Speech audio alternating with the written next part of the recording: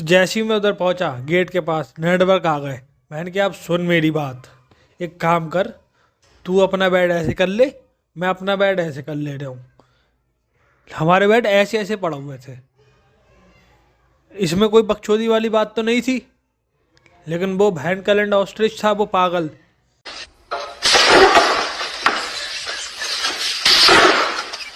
मुझे पता चला धीरे धीरे धीरे धीरे उनने अपना ऑस्ट्रिचपन दिखाया मुझे। मैंने कहा ऐसे तेरे भी नेटवर्क आ जाएंगे, ऐसे मेरे भी नेटवर्क आ जाएंगे। बोले नहीं यार सीक्वेंस बिगड़ जाएगा यार तेरी। अब मैं क्या, तेरी अम्मी की चूत सारे सीक्वेंस के चक्कर में पड़ा हुआ है, इधर भोफड़ी के नेट न चल रहा है। मैं कैसे रात को सोऊंगा, मतलब कैसे कैसे नेट चलाऊंगा, मैं कैसे गेम खेलूंगा। और मैं समझा रहा हूँ पैसे देख ऐसे है, तू ऐसे कर ले। बात तो वही रहेगी, इसमें सीक्वेंस के तेरी गाड़ में घुस जाएगा कहीं से आके, सीक्वेंस तो वैसे ही रहेगा। 1 घंटे तक बकरचोदी हुई इस बात को लेके। ऐसे ही सीक्वेंसी लंड का पैदाइश था वो, क्या ही बताओ।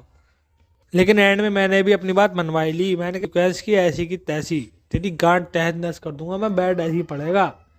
मैंने तो भाई मतलब वो जो भी हुआ, तुम फिर गुटली खाने लगे, तुम आम मत गिनो, तुम आम खाओ, अब तुम गुटली मत गिनो, समझे। वो हो गया हमारा मसला, वो हमारी पर्सनल बात है, उसमें मत घुसो ना, सीक्वेंस खराब हो जाएगा। वो इतना तो हो गया। अब उसके बाद पता है इनडायरेक्टली मुझसे कह रहा है यार देखो तुम्हें पता है। मैंने कहा नहीं पता है। मैंने कहा है ये भी हरकतें तुझमें लौंडियों वाली, तुम्हें पता है।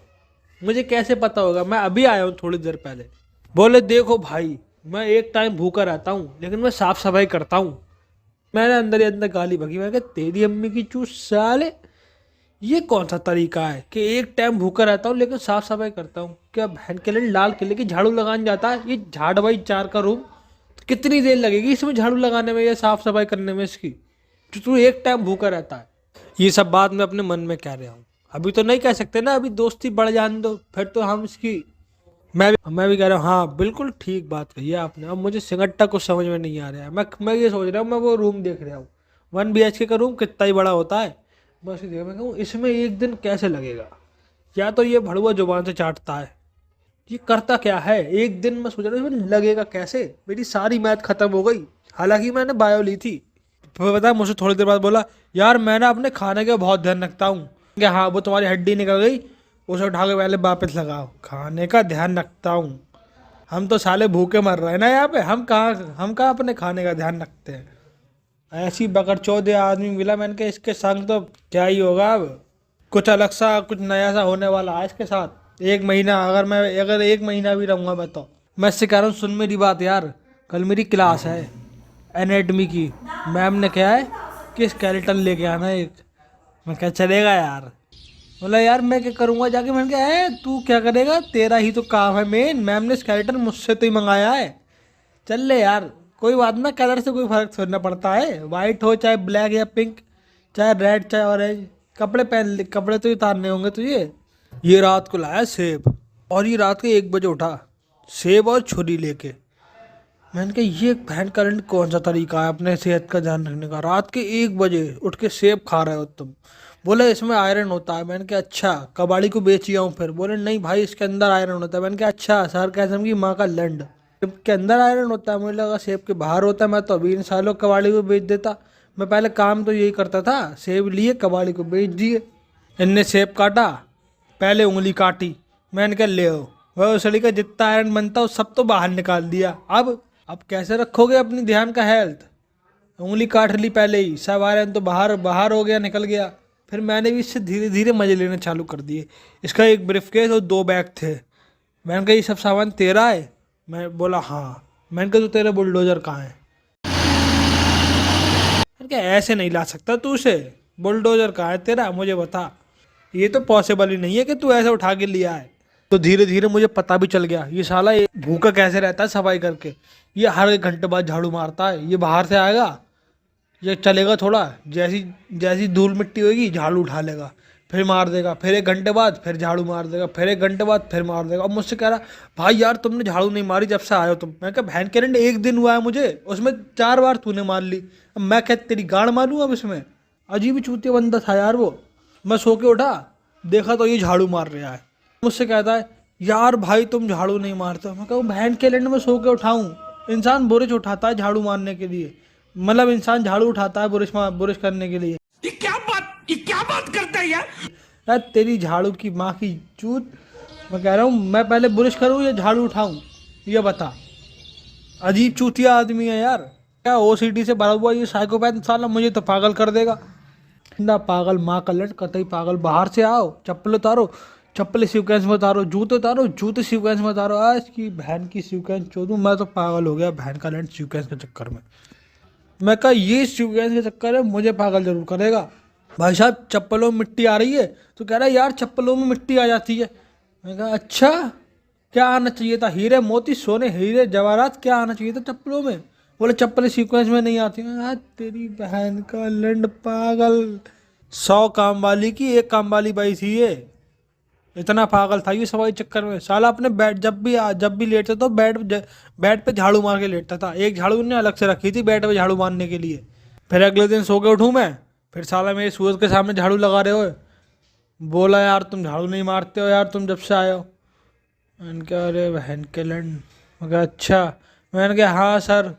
मैंने कहा हाँ सर, मार दिया करूँगा झाड़ू। हाँ मेरा सिंगट अब मेरा लंड मारे झाड़ू।